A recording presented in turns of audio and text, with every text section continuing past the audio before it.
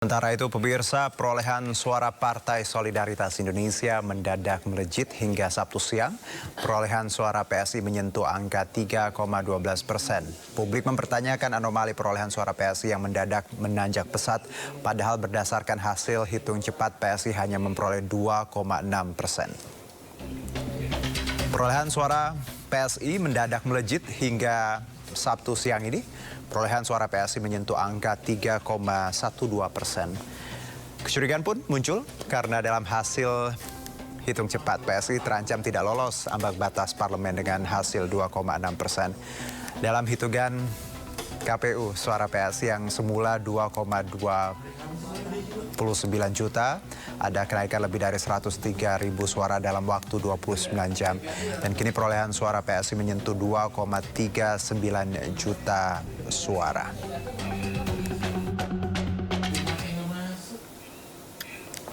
Pengamat politik dan juga Direktur Eksekutif Indikator Politik Burhanuddin Muhtadi turut mengkritisi anomali perolehan suara PSI yang melesat melebihi hasil hitung cepat sejumlah lembaga survei.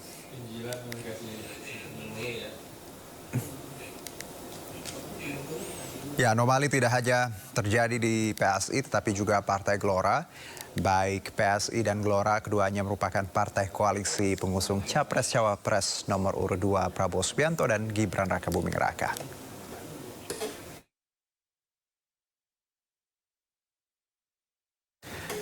Suara PSI tiba-tiba meledak menjadi lebih dari 3% dan suara Partai Perindo yang hampir tidak ada pergerakan di sistem informasi rekapitulasi atau Sirekap menjadi anomali dalam penghitungan suara pemilu 2024. Apakah hal ini wajar? Dan untuk membahasnya telah bergabung bersama kami pakar telematika Roy Suryo, Wakil Sekretaris Jenderal DPP Partai Solidaritas Indonesia, Michael Gorbachev-Dom, dan pengamat politik Pagi Syarwi Caniago. Dan kami juga sudah menghubungi Ketua DPP Bidang Politik Partai Perindo, Bapak Yusuf Lakas, yang nampaknya sudah bergabung bersama kita semua. Selamat sore abang-abang. Sore semuanya. Ya, terima kasih sudah bergabung bersama kami dengan Herjuno di studio. Saya mungkin ke PSI saya ke PSI terlebih dahulu. Ini PSI nampaknya sudah merespon angka yang luar biasa ini. 21 jam yang lalu saya lihat di X, di Twitter, PSI menyebutkan bahwa PSI melewati 3% dan ini merupakan kaisang efek yang nyata. Silakan, bagaimana PSI menanggapi ini? Siap, Bang. Tadi ada yang luput tuh, Bang. Iya, silakan. PKB kalau di quick count kita lihat cuma 10, gitu ya. Okay. Terus sekarang udah 11% tuh. Jadi sebenarnya nggak cuma PSI dan Gelora gitu ya, ada PKB juga. Jadi ini kami pikir sih kita sabar ya. Kita sabar aja, kita tunggu rekapitulasinya gitu ya. Jangan di framing macam-macam nih, Bang. Karena memang ini kan semua pihak sedang berusaha ya. Saya yakin KPU juga sudah berusaha keras gitu kan dengan Sirekapnya yang mungkin belum sempurna, tapi kita semua sekarang mohon bersabar, kita tunggu hasil real count gitu ya. Kalau dilihat marginnya juga Gelora misalnya sekitar 0,5%, PSI juga masih di 0, berapa gitu ya. Itu masih masuk margin of error di ini, di di quick count gitu ya. Itu biasa sih menurut saya gitu ya. Jadi ya memang ternyata lebih besar, PKB itu bisa bisa naik gitu kan 1%. Dan ini kan Sirekap ini kan sementara dia. Nanti kan dengan masuknya kita menduga sekitar plus minus 70 jutaan suara belum masuk. Dan Anda itu ada di lumbung-lumbung PSI ya sangat mungkin PSI akan naik lagi misalnya gitu kan suaranya. Partai lain juga sama. Di sini ada Bang Yusuf Lakaseng, Gelora gitu ya, Bang. Apa kabar, Bang? Iya, baik Bang Michael, menarik ya. Ini tambahan juga bahwa bagaimana sebenarnya real count dan juga quick count. Kalau PKB di quick count ada di 10, sekarang ada di 11. Jadi sebenarnya fenomena naik 1 poin ini tidak begitu mengejutkan ya Bang Michael ya. Kalau saya saya langsung ke Bang Lakaseng. Bang Lakaseng, kalau dari Anda sendiri dari Perindo melihat anomali terhadap angka di hari ini per 2 Maret di 65% rekapitulasi, bagaimana Bang Yusuf melihatnya? Ya kalau angkanya dilihat dari aplikasi Sirekap sih, saya terus terang sudah hilang kepercayaan dengan Sirekap ini karena anomalinya itu merusak gitu ya, mengacaukan dan merusuhkan situasi politik. yang saya lihat sih sepertinya Perindo terkunci gitu loh. Pokoknya di situ aja angkanya kan. Nah ini saya kira ahli kita Mas Roy Suryo yang bisa menjelaskan ini kenapa bisa kekunci kayak begini. Soal PSI ya saya doakan mereka lolos ambang batas 4%. Tapi memang taruhannya kemudian ya akan macam-macam penilaian publik. Jadi semua ada resikonya. Saya kira itu. Oke, tapi lagi-lagi ya Bang, masih berlangsung sangat dinamis. Kita lihat nanti beberapa hari ke depan. Saya sebelum ke Bang Roy Suryo ya, analisa secara tech and everything ya, spike yang terjadi ini. Saya ke Bang Panggi terlebih dahulu. Bang Panggi, Anda sebagai pengamat, bagaimana Anda melihat anomali yang terjadi hari ini? Ya, Mas Juno ya. Selamat sore Bang Yusuf, Bang Roy, Bang Gorba ya. Yang pertama, tentu saja kita secara empirik objektif tentu ada yang bisa mengkomparasi antara data realcon, Sirekap dengan hasil quickcon gitu. Nah sekarang kan menjadi problematik yang menjadi complicated itu kan pertanyaan misalnya memang di lembaga survei setahu saya nanti boleh di cross check termasuk Foxpol ya di 5 TV nasional kemarin itu tidak ada yang namanya PSI itu lolos ambang batas. Kita hanya ketemukan 2,8 ya. Baik. Nah kalau di angka margin of error-nya itu baru angka 3,8. Nah untuk mencari angka kekurangan 1,2% ya itu kan setara dengan 2,2 juta suara. Nah pertanyaannya adalah apakah ada yang berternak tuyul suara kan itu persoalannya. Kan sekarang lagi tren ternak tuyul nih. Tuyul pakai makanan ubi gitu kan. Nah, tiba-tiba ada suara menggelembung, ada juga karena rekapitulasi suara hilang, rekapitulasi berjenjang bertingkat. Tapi tentu jadi anomali pertanyaan publik selama ini, pertanyaannya sederhana. Dari 19 lembaga survei yang quickcon, kalau tidak percaya dengan hasil quickcon, kenapa tidak ada satupun partai yang menolak gitu ya hasil itu gitu. Tapi partai faktanya kan menerima hasil itu. Nah termasuk untuk pilpres ya. Nah pertanyaannya adalah kenapa terjadi perbedaan di antara dua partai ini.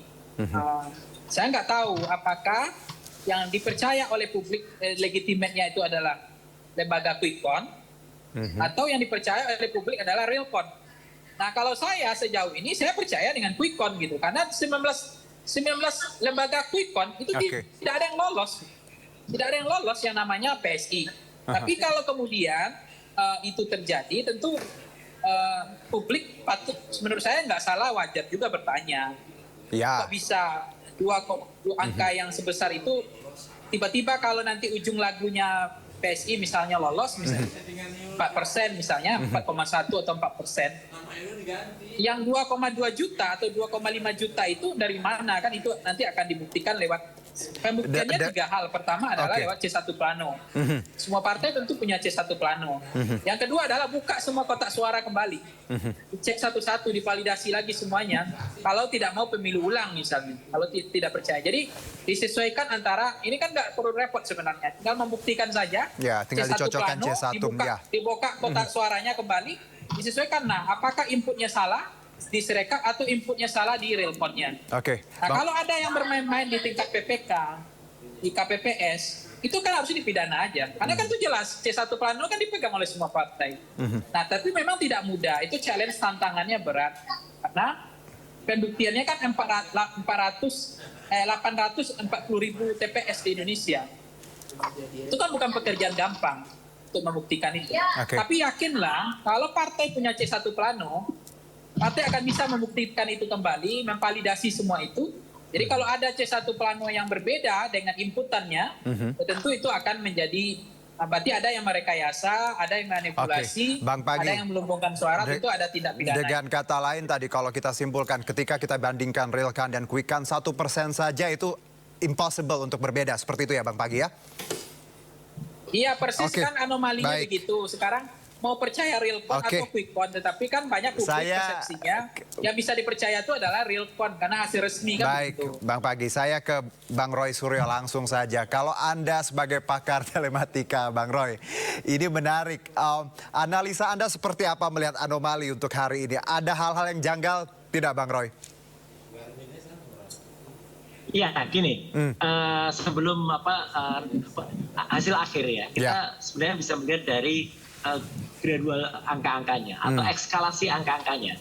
Kalau kita perhatikan khusus untuk BSI ya, saya belum buka yang di Gelora. Itu misalnya tanggal 15 Februari angkanya adalah 2,68%. Untuk tanggal 1 Maret itu sudah 3,02%. Ya, dan terakhir adalah 3,12%. Nah, khusus pada tanggal 1 Maret itu jam 10 pagi itu angkanya adalah 2.319.968. Itu 3,03. Sore harinya jam 4 sore itu 2.393.778. Kalau kita melihat itu mungkin biasa akan bisa naik. Nah, menariknya apa? Penambahan angkanya berapa? Oke. Bang Roy boleh diulangi? Mas. Tadi angkanya 83.000. Ini berasal dari berapa? 340. Ini hanya dari 10 TPS. Dari sini aja udah kelihatan. 83.340 dibagi 10 TPS itu berarti satu TPS berapa angkanya? 8.000. Come on. Karena per TPS saja maksimal 300 ya, Bang Roy ya?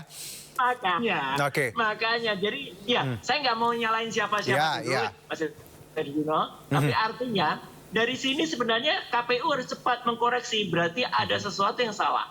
Kenapa? Itu yang kemarin saya bilang pada diskusi di sini. Automatic cutter itu harusnya sudah bisa memfilter ini. Satu TPS itu maksimal 250 sampai dengan 300. Kalau ini diterapkan, udah selesai. Saya setuju yang Mas Panggi sampaikan, gitu loh. Artinya apa? Kalau ini berbeda sendirian dengan yang lain, ya, dengan segala hormat saya kepada PSI, ya ini nggak akan muncul, gitu loh. Tapi karena ini kan saya ilmiah aja ini, jadi ilmiah aja. Tapi Bang Roy, 83.000 dari 10 TPS. Tidak hanya PSI sebenarnya. Dari situ aja udah anomali. Ya, tidak hanya PSI, PKB pun juga di quick count hanya 10, sekarang di real count ada 11. Anda melihat bahwa sebenarnya kalau kita tadi tidak ingin memframing siapapun, kita ingin membukanya dengan fair di sini. Bagaimana Anda melihat bahwa tidak hanya PSI, Gelora pun ada kenaikan yang cukup signifikan, bahkan PKB pun dari 10 jadi 11. Maka dari itu Mas Herjuno dan semuanya pemirsa Sindo ya tidak perlu menuduh dulu ya gitu, tapi buka saja audit forensik IT KPU. Udah clear. Dengan dibuka audit forensik IT KPU terbuka nanti. Loh ini kok ada penambahan, loh ini ada pengurangan, loh ini ada yang termasukkan. Selesai. Baik. Kalau begitu KPU tidak mau membuka dengan audit forensik, ya, kita tidak ingin menuduh, tidak ingin framing, tapi kita akan bicara berdasarkan data. Nah, tapi kalau Bang Roy, kalau kita lihat juga Bang Michael juga ya, bahwa dalam 2 jam suara PSI ada pertambahan sekitar 19K ya, 19.000 dari 110 TPS. Let's say 172 suara untuk PSI di tiap TPS. Padahal per TPS maksimum misalnya 300 orang. Bagaimana kalau Bang Roy melihat bahwa is it possible or logic 19K compared to 110 TPS misalnya, Bang Roy? Silakan Bang Roy. Ya, amazing ya. Amazing sebagai kata pengganti impossible.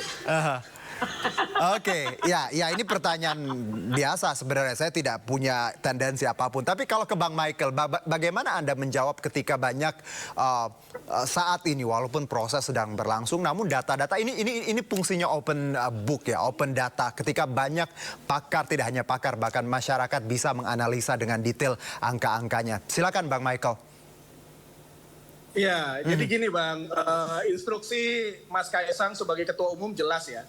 Kita sedang menjaga suara itu di seluruh TPS yang kita punya gitu ya. Kita lagi menjaga suara segala macamnya itu. Nah ini yang kita lakukan gitu. Saya sendiri ini caleg Bang. Baik. Sirekap itu suara saya udah pernah 30.000, sekarang 3.000. Jadi ya itu tadi setuju gitu ya kalau misalnya ini. Tapi saya yakin KPU juga sedang berusaha keras untuk memperbaiki sistem itu gitu ya. Jadi kalau beda sama Bang Yusuf Lakaseng yang sudah hilang kepercayaan, saya masih percaya. Tapi kita tunggu sampai hasil akhir. Sekali lagi, saya jangan ada framing, jangan ada apa gitu ya. Kenaikan itu jadi di banyak partai gitu ya. Janganlah PSI di framing lagi gitu kan. Ini ada Gelora, ada apa, ada PKB. Gitu ya. Nanti mungkin turun, wah nanti PSI lagi yang disalahin gitu. Jadi karena gitu sih, Bang. semuanya masih dinamis ya Bang Michael, ya sangat bisa berubah sebenarnya kan? Sangat. Semua caleg mengalami itu, Bang.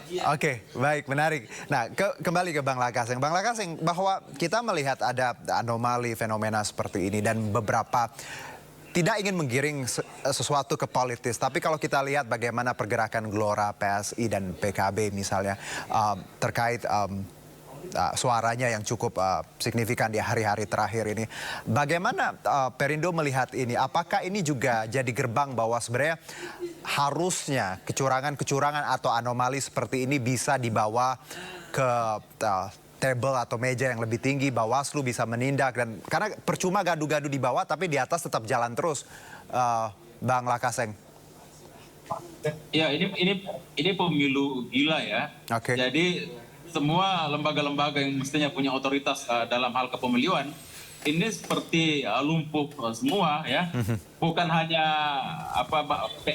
KPU dan Bawaslu, bahkan lembaga setinggi MK pun kan juga sudah bisa dilumpuhkan. Jadi apalagi cuman lembaga KPU yang memang sejak awal dari saat verifikasi partai politik kan sudah kita tahu bahwa mereka siapa bosnya gitu. Jadi memang susah nih, apalagi memang dalam pemilu kali ini tidak bisa kita tutup mata. Dalam Pilpres kontestannya ada anak presiden, dalam Pileg juga kontestannya ada anak presiden yang jadi ketua partai. Memang lagi sialnya ketua partainya adalah partainya Gorbachev ini ya. Jadi makanya sangka itu tidak bisa dari. Saya kira teman-teman PSI sekarang ini duduk diam saja, tinggal terima hasil ini ya. Itu menurut saya candaan saya dalam forum kali ini. Iya, nggak apa-apa. It's still masih dalam path-nya. Nah, tapi Bang Lakaseng, ketika kita, kenapa Bang Michael? Silakan. Diam juga menjaga suara ini karena ya kecurangan misalnya gitu ya. Kita nggak bilang kecurangan, tapi memang ya itu harus dijaga itu suara itu, Bang. Taksi itu, Bang Yusuf tahu sekali itu. Bang Michael juga korban sebenarnya kan 30.000 jadi 3.000 kan tadinya ya. Ya tapi kan tadi ya itu kan waktu sistemnya masih belum bisa kita percaya. Saya yakin teman-teman KPU sudah keras untuk membuat sistem itu jadi terpercaya. Itulah. Baik. Saya ke Bang Panggi. Bang Panggi, ketika kita ya masing-masing tadi Bang Michael, kita sudah dengar pendapatnya ya Bang Panggi. Bagaimana Anda melihat bahwa apa yang harus diselesaikan di sini? Kalaupun tadi PSI berkeyakinan proses masih berlangsung, bisa saja berubah. Kalau Anda melihat sendiri, sulit tidak buat kita semua memahami bahwa angka-angka yang dihadirkan KPU ini memang real? Bang Panggi, silakan. Ya, belum di-unmute Bang Panggi. Maaf, silakan. Ya Mas Juno, pertama, misalnya tentu saja ini tidak pekerjaan yang tidak mudah ya. Memulihkan trust publik ya. Dari membangun distrust menjadi trust building, bagaimana kemudian pemilu ini legitimate gitu. Itu penting sekali. Nah kalau kemudian orang sudah mulai tidak percaya dengan hasil pemilu, dengan problematika komplikasinya Sirekap yang artificial intelligence-nya gagal membaca data, banyak yang sampling errornya terjadi. Tetapi memang ini menjadi persoalan yang menarik ketika setahu saya lembaga Quick Count di dalam menghitung Pilpres maupun Pileg di 3 kali pemilu sebelumnya itu tidak pernah meleset.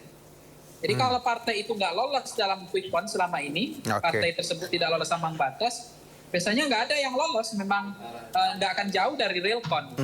Nah pertanyaannya adalah, secara empirik objektif, kalau nanti hasil real count itu berbeda dengan quick count, Nah, ini kan peristiwa baru, ini fenomena baru. Berarti 19 lembaga survei harus rapat kembali ya, harus evaluasi karena suaranya beda gitu ya. Karena saya nggak mau bicara kecurangan, kan saya dianggap tidak boleh bicara kecurangan, bicara pelanggaran saja. Dan bahasa lebih rendah dari kecurangan ke pelanggaran. Nah, kedua, bahasa yang lebih rendah untuk mengangkat PSI kan biasanya PSI bilang tadi percayakan ke KPU. Berarti kan tinggal PSI yang percaya dengan KPU, kan itu yang menarik sekarang. Nah, sementara dari Perindo nggak percaya nih, dari partai-partai yang dirugikan nggak percaya kan, termasuk dari partai-partai yang selama ini kayak P3 lah. Justru yang kemarin di quick count lolos, ternyata di real count-nya nggak lolos nih gitu. Itu kan juga nggak percaya jadi. Nah, yang ketiga adalah ini tidak mudah, memang tidak mudah untuk kembali bagaimana upaya-upaya yang dilakukan untuk mencari bukti dokumen-dokumen fisik ini dikumpulkan semuanya. Menurut saya memang kotak suara harus dibuka ulang semua. Kalau mau dibuka, kalau nggak 30% dibuka semua kotak suara itu.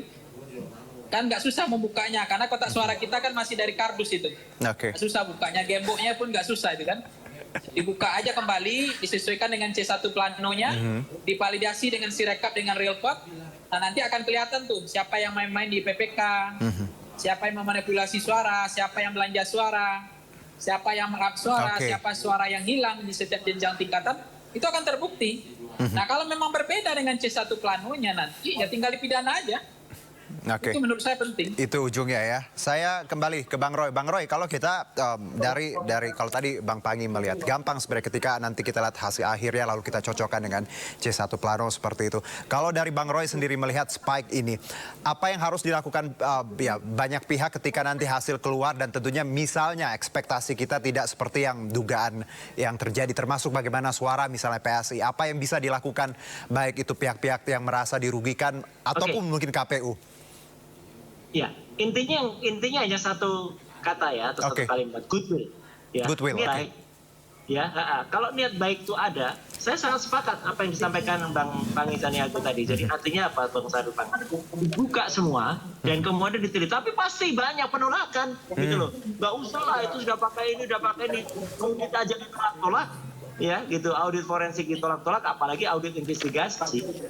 Laporan terhadap beberapa yang saya dengar laporan satu partai besar terhadap KPU saja ditolak oleh Barreskrim. Ya padahal kan ini beda banget. Tahun 2004 yang lalu saya berkali-kali bilang itu ada anomali, ada kejadian pelanggaran hukum di KPU. Barreskrim masuk, kena langsung pelakunya, langsung waktu itu hackernya kena. Sekarang kan harusnya begitu gitu. Kalau nggak bisa diperiksa di dalam, ya berarti memang komisionernya mungkin saja tepat diduga dan misalnya. Jadi satu kata itu aja, goodwill. Dan saya sangat percaya bahwa itu bisa menyelamatkan marwah kita, bisa menyelamatkan marwah pemilu. Kalau enggak ya pasti nanti Bang Jino, pasti Anda akan banyak permintaan. Apakah pemilu ulang? Wah itu kan nggak worth it banget ya, 74 miliar, 74 triliun, hilang lagi nanti. Atau perhitungan suara ulang. Atau ya paling praktis ada diskualifikasi. Nah, itu paling praktis diskualifikasi. Tapi Bang Roy, kalau kita bicara 4%, ini sebanding dengan 3 juta. Misalnya ada partai yang tiba-tiba mendapat 4% dan sebanding dengan 3 juta. Prosesnya sulit tidak juga kalau pertanyaannya untuk membuktikan 3 juta ini? Gampang. Sekarang real count sudah sampai berapa persen? Misalnya real count sekarang sudah lebih dari 60%. Nah, berarti tinggalnya kurangnya dalam 40%-nya itu tinggal berapa TPS? Tinggal berapa TPS? Angkanya untuk mencapai 3 juta itu berapa? Masuk akal nggak? Satu TPS-nya isinya berapa? So simple. Ya, kalau itu tiba-tiba angkanya lebih dari katakanlah lebih dari 100 ya, satu TPS, kan nggak mungkin juga gitu loh. Mohon maaf ini dengan segala hormat. Satu partai itu kan sudah ada lah kira-kira bayangannya dia berapa. Misalnya itu di kandangnya PSI sendiri. Ya, kan nggak mungkin juga mutlak semua pilih PSI gitu. 300-300-nya pilih PSI, pasti ada lah pilih yang lain. Tapi siapa tahu Bang Roy. Padahal kan partai kita banyak Mas. Ini aja dilihat dengan akal sehat. Kuncinya goodwill dan akal. Tapi ini menarik ya Bang Roy bahwa dan juga Bang Michael, Bang Lakaseng, bahwa zaman open data ketika kita bisa mengakses dan masyarakat bisa mengakses, jadi paling tidak semua orang bisa mengkoreksi, semua orang bisa melacak gitu. Nah, kalau saya ke Bang Lakaseng, Bang Lakaseng. Harus. Yes, Ya. Bang Langkaseng, kalau kita lihat dengan kejadian saat ini, tentunya Perindo salah satu yang dirugikan, banyak suara hilang ya. Ini catatan yang sangat penting. Bagaimana Anda melihat bahwa ada di satu sisi suara hilang, sementara di lain sisi suara yang cukup signifikan dalam beberapa jam. Bang Langkaseng, apa yang akan dilakukan Perindo melihat ini?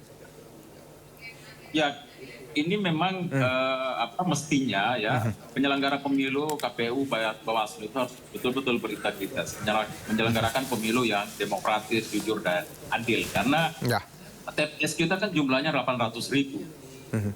Mayoritas partai tidak semua bisa mampu menyediakan saksi di setiap TPS. Karena kalau 800.000 TPS itu dikali 200.000 untuk membayar setiap saksi udah 160 miliar ongkosnya kan. Dari mana anggarannya itu? Jadi sangat tergantung dari kejujuran dan kebenaran KPU berserta jaringan yang di bawah itu bekerja. Nah, dalam pemilu kali ini itu nggak tercipta sama sekali, ya. Sirekap saja yang didesain untuk sebagai alat bantu agar rakyat mengetahui hasil pemilu, itu seperti ada sedang invisible hand yang sedang bekerja, ada tangan yang tidak terlihat sedang bekerja, ya, mengerjakan kecurangan secara sistematis, terstruktur dan masif itu. Makanya saya bilang, Sirekap ini adalah semacam penyempurna dari desain besar kecurangan yang sudah memang didesain sejak awal. Jadi ya makanya Perindo bersuara keras. Ini kalau kecurangan sudah ada di mana-mana, pemilu pasti tidak, hasilnya pasti tidak legitimate, ya. Maka ya pemilu ulang tidak bisa dianggap sebagai suara sumbang. Itu adalah jawaban dari kegagalan KPU menyelenggarakan pemilu yang benar. Saya dapat poin ya. Bang Roy tadi ketawanya juga saya dengar.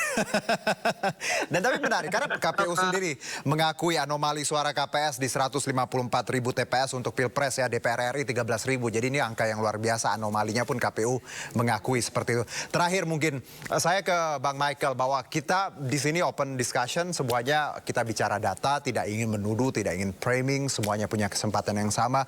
Dari PSI sendiri, Bang Michael, apa yang ingin Anda sampaikan untuk konstituen dan masyarakat Indonesia terkait anomali yang mungkin menimbulkan banyak tanda tanya? Ya gini lah Bang, jangan buruk rupa cermin dibelah gitu ya. Baik. Jangan tidak percaya dengan KPU. Sirekap ini barang baru gitu ya. Kita masih berlaku tuh Bang Lakaseng. Kalau 4 tahun ini barang lama Bang. Iya, tapi kan maksudnya gini Bang Masih Roy. muda Tapi lah. kan itu kan ada yang bertahap dari TPS ke kecamatan gitu ya. Dan itu proses kan kita bisa lakukan gitu ya. Kecamatan di Indonesia kan tidak sebesar yang tadi Bang Yusuf bilang gitu kan. Kita masih bisa menaruh saksi di tiap kecamatan gitu ya. Saya yakin Perindo cukup lah untuk itu. Jadi saya yakin ya kita tunggu saja, dan setiap level itu kan memang selalu ada saja ya kesalahan-kesalahan tulis gitu-gitu ya. Itu kan kita semua orang-orang politik ini kan tahu itu ya. Itu kan memang wajar gitu kan. Nah itu makanya ada berjenjang gitu. Nah itu yang sedang kita tunggu bersama hasilnya gitu ya. Hasil akhirnya kita tunggu bersama, proses yang panjang, berjenjang, melibatkan banyak sekali orang gitu kan. Dan saya yakin kredibilitas orang-orang tersebut juga terjaga kok semuanya. Begitu mungkin. Baik, Bang Michael, terima kasih sekali atas waktunya, perbincangannya. Salam untuk teman-teman di PSI. Bang Lakaseng juga terima kasih. View-nya bagus sekali. Itu yang mau saya omong dari tadi, saya bilang. Sinyalnya juga bagus, hebat. Sekarang Bang. Bisa di tengah laut yang teduh begitu, sinyalnya bagus itu. Bang Michael lagi di mana Bang? Di Larantuka kita Bang, lagi menanam Larantuka, luar biasa. Baik, terima kasih. Ya, Bang Michael. Bang Lakaseng. Teduh banget, sinyalnya mantap nih. Bang Lakaseng, terima kasih. Salam untuk teman-teman Perindo. Bang Pangi, waktunya terbatas. Biasanya kita ngomong panjang lebar, nanti kita punya satu sesi nanti sendiri. Bang Roy juga, hati-hati di jalan Bang Roy. Terima kasih semuanya, sehat-sehat.